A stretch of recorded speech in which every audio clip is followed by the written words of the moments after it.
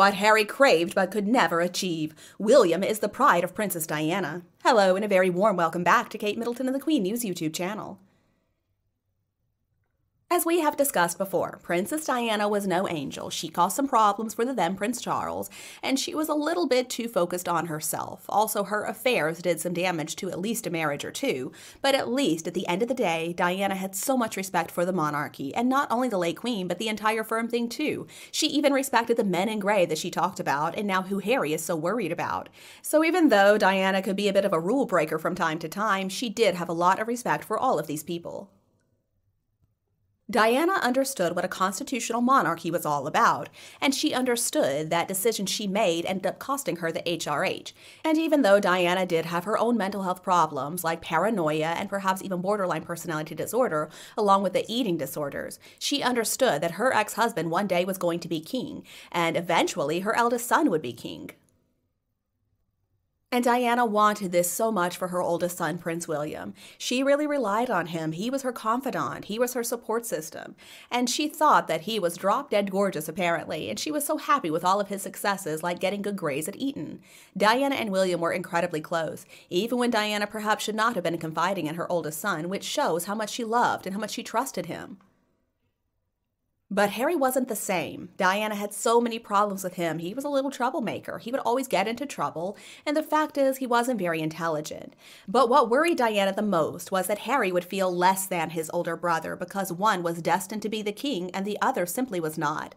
So Diana did overindulge him, and he's quite spoiled now. She showed him so much love, but she also encouraged him to be as naughty as he wanted to, as long as he didn't get caught. And if Diana could see the state of Harry today, I am sure she would be heartbroken. Harry did not break free at all. In fact, he was always free. Harry was offered the choice to continue serving the less fortunate while also enjoying a really luxurious lifestyle. I mean, even if he had to live in a cottage, which, by the way, that's a pretty fancy cottage, still, that is a privilege that most of us don't have because he was living there rent-free. The rest of us have to pay our taxes, we have to pay our rent, and we have to pay for our utilities. Harry didn't have any of those responsibilities. Harry had a great opportunity to live in a Commonwealth country where he could enjoy the perks of being royal without having to do so many engagements. And Harry was informed that they had the ultimate freedom to live in the US, and he could allow Meghan to find work with no royal connection at all. When it came to Harry, the sky truly was the limit. It was Prince William who had to deal with all the responsibilities. He had to live up to so many expectations. Harry simply did not. Harry fancies himself a rebel, but he's not a very intelligent one. He's always biting the hand that feeds him. So what exactly would he have to sell if the monarchy didn't exist? Harry wouldn't be a prince and he wouldn't be a duke either. And how would Meghan stay with a man who didn't have all the trappings of royalty surrounding his name? How would Harry make any money for himself and Meghan? I mean, the doors are already being slammed in his face as things stand. But officially, Harry is still a prince and he is still being supported by the monarchy he claims to despise. From where I stand, it looks like Harry really is cutting off his nose to spite his face. Not a very smart move, Harry. Diana understood very well the importance that the monarchy played in her life. It kept her relevant, it kept her safe, it kept her warm. Without it, she would just be a regular mother of two little boys. But at least Diana was smart enough to understand the monarchy kept her in the public eye, and it gave her a safe place to rest her head, not to mention a very luxurious place to rest her head. If Diana were still living and could see all of the choices that Harry made, she would be incredibly disappointed. She believed that she was raising two equal sons, but really what she was doing was teaching one to be responsible and accomplished, and teaching the other to just be lazy and get into all the trouble he wanted to.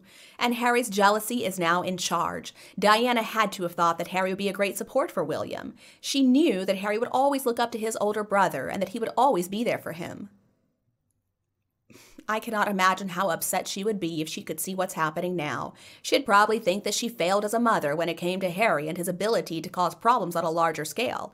And also he believes so many of the lies that Meghan tells him.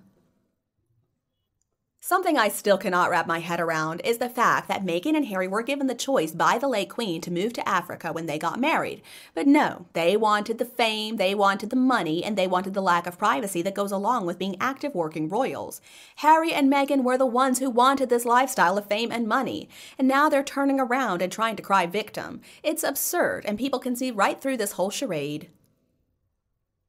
If Harry and Meghan don't want to be pariahs, well, they sure fooled me. I mean, already, Meghan's friends don't want anything to do with her. The people in Hollywood don't want anything to do with her.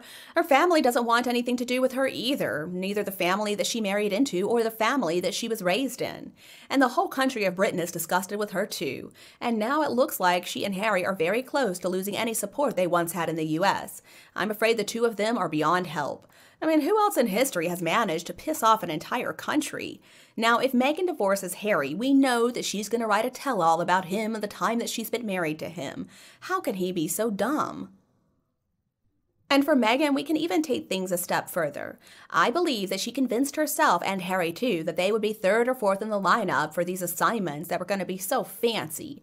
William and Catherine, if Charles and Camilla, of course, were not available, would end up representing the Queen at bigger royal tours and events abroad. And they were always going to get a spot at the main table when it comes to state visits.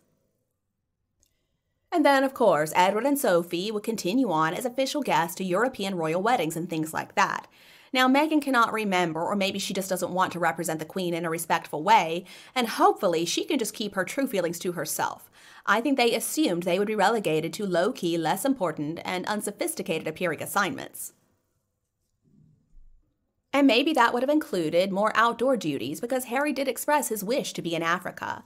Now for Meghan, this would have put her out of the main loop and it would have gotten rid of the chance to improve her position. And when the house of cards started to crumble, which of course it did, then they decided they needed to run away to Canada and later on the US. In all fairness, if Diana were still here, I think Harry wouldn't have married the way that he did. I think that if his mother were still around, she would have told him, Harry, come on now, you can't be serious. I mean, if we subtract the trauma of losing his mother, he wouldn't be so damaged anyway. And he would still have her there as an important figure. I also don't think Meghan would have been so willing to go up against Diana. I expect she would have made quite a formidable mother-in-law. Now, Diana had her faults, sure, but at the end of the day, Diana deeply loved her children, and she was such a protective mother. I cannot imagine a reality where Harry would get engaged to somebody without Diana approving of her first. Now, in case anybody accuses me of being overly flattering towards Diana, which, I mean, I do love her, but still, this wouldn't be a Saint Diana situation. I do believe the darker side of her personality would have had an influence on Harry, too. She spoiled him way too much, but still, at least she had respect for the monarchy. So I think she would have still allowed Harry to be a little bit naughty, but she would have called him out when he took things too far. With Diana still there, Harry wouldn't have been such an appealing target to this predator of a woman either. Even if Meghan were dumb enough to try to trap Harry, I think Diana would have known exactly how to handle her. And you, what do you think about them? Please let me know your opinion below in the comments section, and everyone else can also discuss this issue. Don't forget to like and share my video if you think it's helpful. And besides that, please support us more and more by subscribing to Kate Middleton and the Queen News team. Now thank you so much for watching, good night, and I'll be back to see you all tomorrow.